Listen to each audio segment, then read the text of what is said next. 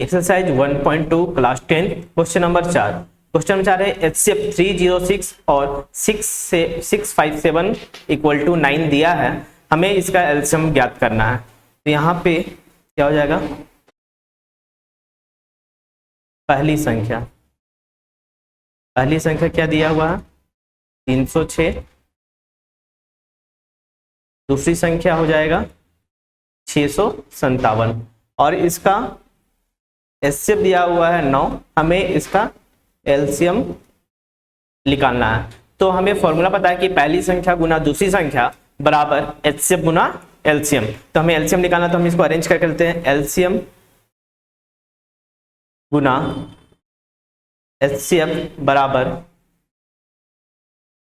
पहली संख्या गुना दूसरी संख्या। तो यहाँ पे एलसीएम निकालना है। एचसीएफ कितना दिया है 9, पहली संख्या 306 और दूसरी संख्या 657। तो एलसीएम बराबर कितना आएगा, एलसीएम बराबर 306 गुना 657 और ये 9 क्या हो जाएगा, डिवाइड हो जाएगा।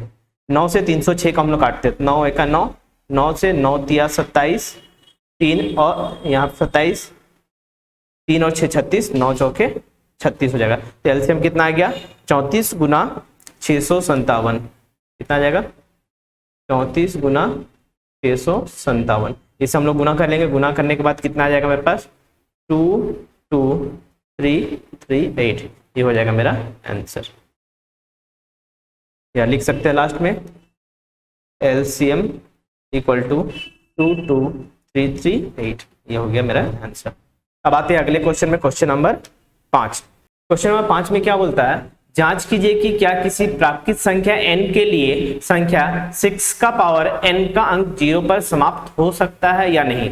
तो इसके लिए हम लोग पहले इसके कुछ बेसिक चीजों को है उसको समझ लेते हैं। यहाँ पे नोट, इसको आप लोग याद भी कर सकते हैं। यहाँ पे नोट बोलिए, इसका नियम जो होता है बोल सकते हैं किसी संख्या को 0 पर समाप्त होने के लिए, किसी संख्या को 0 पर समाप्त होने के लिए यहाँ पे 2 गुना 5 के रूप में इसका अभाज्य गुणनखंड होना चाहिए। लिख देते हैं यहाँ पे, किसी संख्या को 0 पर समाप्त होने के लिए उसके अभाज्य गुणनखंड में कम से कम एक बार 2 गुना 5 आना चाहिए। इसको आप लोग याद कर लीजिएगा। अब आ जाते हैं हम लोग क्वेश्चन में। क्वेश्चन क्या है, 6 का पावर n, हम लोग क्या करेंगे 6 हल में 6 का अभाज्य गुणनखंड निकालेंगे। तो 6 का अभाज्य गुणनखंड क्या आएगा 2 गुना 3। हम यहाँ पे देख सकते हैं कि 6 का जो अभाज्य गुणनखंड है वो 2 गुना 5 के रूप में नहीं है, चूंकि 6 का अभाज्य गुणनखंड 2 गुना 5 के रूप में नहीं है, अर्थात इसलिए 6 का पावर n का अंक 0 पर समाप्त नहीं होगी, ये हो जाएगा आपका आंसर। अब आ जाते हैं नेक्स्ट क्वेश्चन में। क्वेश्चन नंबर 6, व्याख्या कीजिए कि 7 × 11 × 13 प्लस 13 और 7 × 6 × 5 × 4 × 3 × 2 × 1 प्लस 5 भाज्य संख्याएं क्यों हैं? तो भाज्य संख्या के लिए हम लोग पहले पढ़ चुके हैं कि वैसी संख्याएं भाज्य संख्याएं होती है जिनके 2 से अधिक गुणनखंड हो। तो यहाँ पे हम चेक कर लेते हैं कि इसका कितना गुणनखंड है।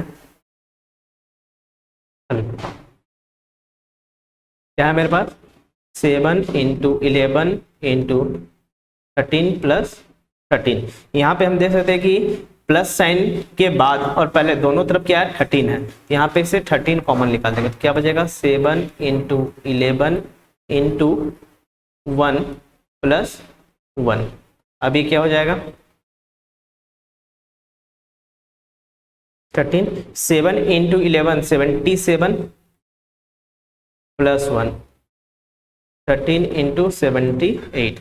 अब यहाँ पे हम इसे क्या लिख सकते हैं 13 × 78 का गुणनखंड क्या होगा 78 × 1 लिख सकते हैं। यहाँ पे हम देख सकते हैं कि यहाँ पे अभाज्य गुणनखंडों की संख्या कितनी है 3 है, मतलब 2 से अधिक है।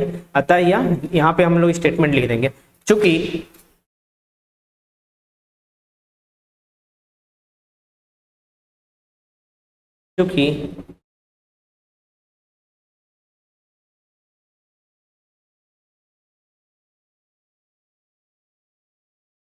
गुणनखंडों की संख्या 2 से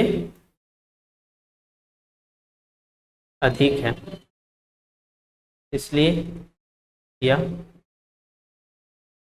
भाज्य संख्या होगी। अगला क्या है 7 × 6 × 5 × 4 × 3 × 2 × 1 + 5। 5 दोनों में फिर से 5 कॉमन निकाल लेंगे 7 × 6 × 4 × 3 × 2 × 1 + 1। यहाँ पे हो जाएगा 5। अब ये 7 6 4 3 2 को मल्टीप्लाई करेंगे तो मल्टीप्लाई करने से कितना आएगा 1008 + 1। यहाँ पे कितना का 5 × 1009 × 1 लिख सकते हैं। तो यहाँ पे देख सकते हैं यहाँ पे भी गुणनखंडों की संख्या कितनी है 2 से अधिक है, इसलिए यह भाज्य संख्या है। अब अगला क्वेश्चन नंबर 7। क्वेश्चन नंबर 7 में है किसी खेल के मैदान के चारों ओर एक वृत्ताकार पथ बना हुआ है। इस मैदान का एक चक्कर लगाने में सोनिया 18 मिनट का समय लेती है, जबकि इसी मैदान का चक्कर लगाने में रवि को 12 मिनट का समय लगता है। बोलता है मान लीजिए वे दोनों एक ही स्थान पर एक ही समय पर चलना प्रारंभ करके एक ही दिशा में चलते हैं तो कितने समय बाद वे पुनः प्रारंभिक स्थान पर मिलेंगे। तो इस तरह के क्वेश्चन में हम लोग क्या करते हैं ना एलसीएम निकाल लेते हैं। तो यहाँ पे क्या हो जाएगा चलो क्या करना है एलसीएम निकालेंगे। एलसीएम 18 और 12 का। तो यहाँ पे 18 का अभाज्य गुणन कितना आएगा 2 × 3 × 3 और 12 का हो जाएगा 12 का हो जाएगा 2 × 2 × 3। तो एलसीएम क्या होगा दोनों में कॉमन 2 × 3 था, ये 2 और ये 3, बच क्या रहा मेरे पास 2 × 3। अब इसको गुना कर देंगे 2 × 6 6 दूनी 12 12 × 36। तो कितना मिनट का समय लगेगा 36 मिनट का, इसलिए 36 मिनट हो जाएगा मेरा। आप लोगों को सारा क्वेश्चन अच्छे से समझ में आया होगा।